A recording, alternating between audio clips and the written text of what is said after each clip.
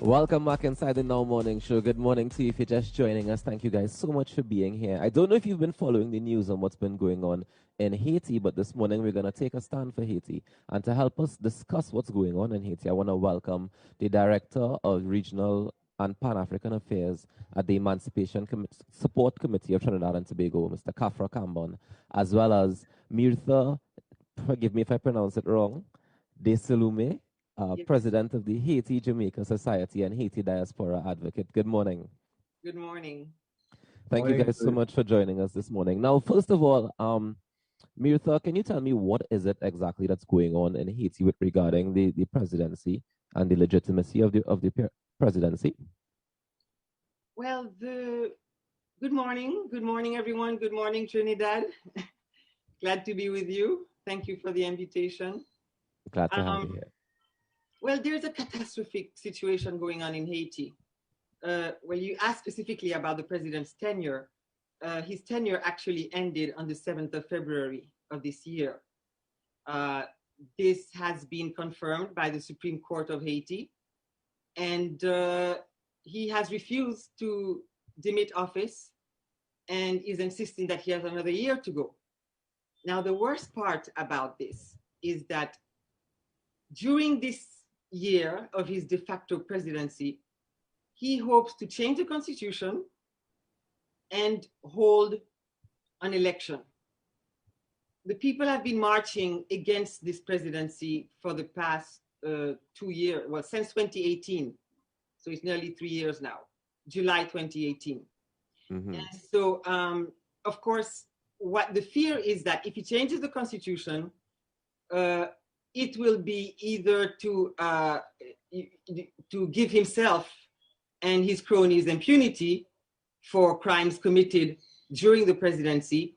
And then if he's the one to organize the elections, that means that he's going to engineer things for either for him to remain in power or to put one of his cronies in power. So that is the problem that is going on right now in Haiti. People have been marching in the streets for literally over 2 years. And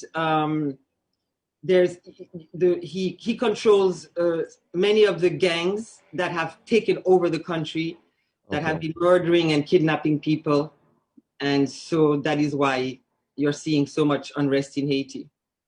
Okay, Mr. Kambon, can you tell me, in your understanding, what is the role of Caricom with regards to Haiti? Well, Haiti is actually, part of Caricom. Mm-hmm. And therefore, Caricom is supposed to, Caricom has certain standards that we are supposed to adhere to, the governments of Caricom. And clearly, Haiti does not fit that at all. The problem is power. Who has power to do what? So that Caricom does not really have power, particularly in a situation where the government of the United States supports the current president of Haiti. And this is rather disturbing because you have in office now a president who has been seen in a particular light. And here you have one of the most vicious regimes in the Western Hemisphere, in Haiti now, looking to perpetuate itself in office and the new constitution that Myrtha speaks about also gives the president even more power than he has now on a constitutional basis. Now he has it purely a lot on the basis of thuggery. He also gets it on a constitutional basis as well. And that is supposed to be, that goes against Caricom and everything else. And Caricom is seeking to intervene, but people don't even want to hear the name Caricom again. Some activists don't even want to hear the name Caricom because they don't feel that Caricom has been doing all that it could. But remember, Caricom is also weak in relation to the United States of America. So the Haitians really need other people in the Caribbean to stand up with them, to stand up for them, because one of the things that hasn't sunken into the consciousness of people, and it has to do with our education system as well, is that we have a lot to be grateful to the Haitians for. Haiti, it is the blood and the sacrifice of Haitians that broke the back of slavery. And the problems that you have on Haiti now, which are being partly imposed and totally supported from outside of Haiti, are problems that started and are problems that persist because of what the Haitian Revolution did for all of us. So that Haiti is an enemy of the West in the eyes even of current Western governments. It's a historical hatred to Haiti. Unfortunately, the populations in the Caribbean do not have a sense of that history. We do not have a sense that Haiti is a country we need to have a commitment to. We just see all the news feeds on Haiti about so much confusion taking place all the time, so much violence in Haiti. We don't understand the causes, and we don't understand the power of the external forces who are determining and shaping who governs Haiti all the time. Aristide, in fact, was a breath of fresh air. That was a mistake for them, and they quickly corrected the mistake. That is those who are those in the United States and so on who hold the power over Haiti. Right. So, Myrtha, tell me something. How can we, Trinbagonians, other people of the Caribbean looking on, how can we help? How can we lend a hand to helping what's going on in Haiti? Well, first of all, the first thing that Caribbean people need to do is to clear their minds of the brainwashing and the propaganda that has existed about Haiti for the past 200 years. I mean, you will notice, do you ever hear the word Haiti in the international media without it being followed by the poorest country in the Western Hemisphere? That is purposely done to define Haiti through poverty and chaos and violence, and drill into the collective subconscious that Haiti is a crazy country that can't get its act together. And so people just tune out. And then the imperialist powers continue to exploit and oppress and create the mayhem and chaos in Haiti, while everyone else looks the other way because they really can't be bothered with this country that just can't seem to get its affairs together. People have to understand.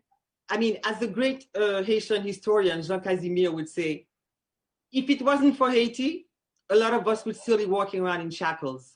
So that's the first thing that people have to understand, that it is Haiti's great superhuman sacrifice that broke, as Brother Kambon just said, Brother Khafra was saying about, broke the back of slavery and kicked off, pioneered the cycle of abolition, emancipation, and decolonization. So we owe a great debt of gratitude to Haiti.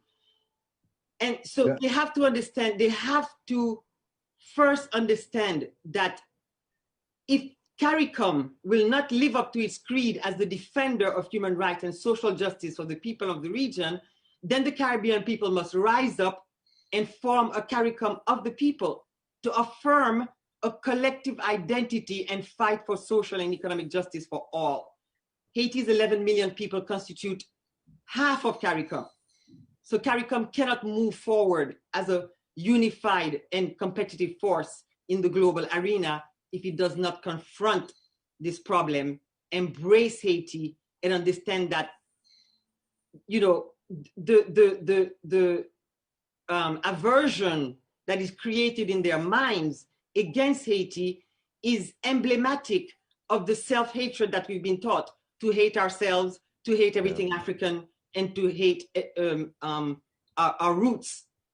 And Haiti has stood up as the first African presence in this hemisphere, has stood up for its Afrocentricity, and that is why Haiti has been isolated. And Haiti is like the slave that rebels and that needs to be crucified.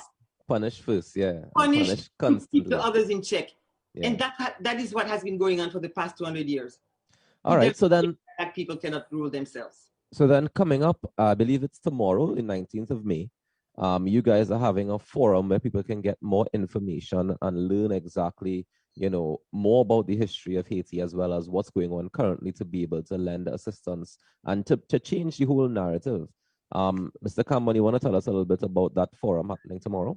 Yes, well, the persons who would be on the forum, apart from both of us who are currently on the panel, one would be a very well-known human rights activist who is Haitian as well, and her name is Ezili Danto. She's a human rights and international law attorney, and she's the founder of the Free Haiti movement. You have another Haitian. His name is, and if I have any wrong pronunciations, when Myrtha will correct me, she had to correct me about pronouncing her name yesterday. We have Georges Gabriel Paul. He's founder and the president of the foundation Julia de Jade. And then you have Lucknow Bias, another Haitian activist as well, and myself and Myrtha and David Commission, who is he's the chairman of the Caribbean Pan-African Network.